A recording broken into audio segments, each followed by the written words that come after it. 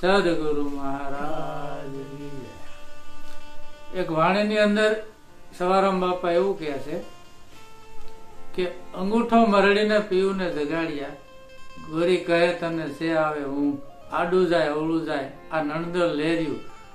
તો આ નણદલ લેર્યું એવું છે શું? લેરિયા તો ઘણાય આવે, બેનો બધા ઓળતા હોય, બેન નું આવે, ભાભી નું આવે, ફઈ નું આવે, માસી નું આવે, બધા લેરિયા ઓળતા જ હોય. છતાંય નણંદબાને કેમ કહેવામાં આવે છે કે નણંદલ લેર્યું, આડું જાય અવળું જાય. તો આ લેર્યું છે શું કે નણંદ નું લેર્યું. તો આ કેસે કોણ અને કેસે કોને? કે આ સુરતાની વાત છે. સુરતા કેસે વર્તી ને, વર્તી કુંવારી છે ને સુરતા ભણવા જાય છે, આ એની વાત છે. અંગૂઠો મરડીને કે પીયું ને જગાડ્યા ગોરી કહે તને સે આવે હું આડું જાય અવળું જાય નણદલ નું લેરી. હવે આને કહેવાય ભેદ. આ છે ઉપદેશની વાત. આપણે કહેવાય ને કે ભેદ તો હોય ને ઉગાડો હોય, તો આ જો આને ભેદ કહેવાય. તો નણંદ કોને કહેવાય કે મૂર્તિઓ હોય ને પોતાનો ધણી, એની બેન હોય ને નણંદ કહેવાય. તો સુરતાનો ધણી કોણ છે? કે સુરતાનો ધણી શબ્દ છે. સુરતા શબ્દને વરવા જાય. સવારામ બાપા એવું કહે છે સુરતા શબ્દના લગ્ન થાય છે એટલે તો એનો શબ્દ એનો ધણી હોય તો ધણીની બેન હોય એની નણંદ થાય. આ આડું અવળું જાય છે એમ કહેવામાં આવે. તો શબ્દ કોનો? ગુરુનો. શબ્દ ગુરુનો છે. તો નણંદ એટલે શું થાય કે સમજણ થાય. સમજણ ગુરુની અને શબ્દ ગુરુનો. આ બે ભાઈ બહેન થાય. જો આ જેને ગુરુની સમજણ ન હોય એને આ લહેરું આડી અવળી જાય છે. આવું સવારામ બાપા કહેવા માંગે છે. એટલે આ સુરતા શબ્દની વાતનું છે આ લહેર્યું. કોઈ ગાવા પૂરતું નથી કે સમજવા પૂરતું છે. પછી આગળ શું કહે છે? આ સુરતા પરણે ને વર પરિણતા કે ભાંગી વેરડી મરાણો કાયાનો સરદાર. હવે લગ્ન થયા શબ્દના સુરતાના ત્યાં કે વેરડી ભાંગી, વિઘન આવ્યું. વિઘન આવે ત્યારે સુરતા શબ્દને વરવા જાય ને, વિઘન આવ્યું જ હોય બધા અને આવે વેરડી જ ભાંગે. તો વેરડી એવું શું છે? સુરતા શબ્દને વરે એટલે ભ્રમણા ભાંગે. ભ્રમણા રૂપી વેલડી છે. ભ્રમણા ભાંગી જાય. આ ગુરુગમની વાત છે.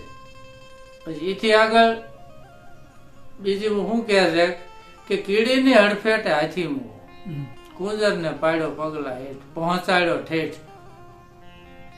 કીડી એટલે આ સુરતાને જ આપણે કહેવાય નહીં. આને જયારે શબ્દનું જ્ઞાન થાય, સુરતા વરે શબ્દને, ત્યારે મોહ ટળી જાય છે. જયારે આ જ્ઞાન થાય સુરતા શબ્દને વરે એટલે મોહ ટળી જાય છે. પછી એથી આગળ સવારામ બાપા શું કહે છે? આ વિવાહ થયો ક્યાં? કે નર્તન નગરીમાં વિવાહ થયો. તન વગરની નગરી. ત્યાં કોઈ ન મળે નર કે નાર અને થયો જણકાર. નર્તન નગરી,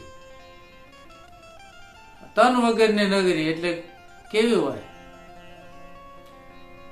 આ જુક્તિ મુક્તિની વાત, ગુરુગમની વાત. જયારે જયારે ગુરુ મહારાજ પાટે પધારે અને જયારે આ વાત કરતા હોય તે ન્યા કાંઈ પૂછવામાં આવતું નથી. ફક્ત એક નામ પૂછવામાં આવે છે કે તમારું નામ શું?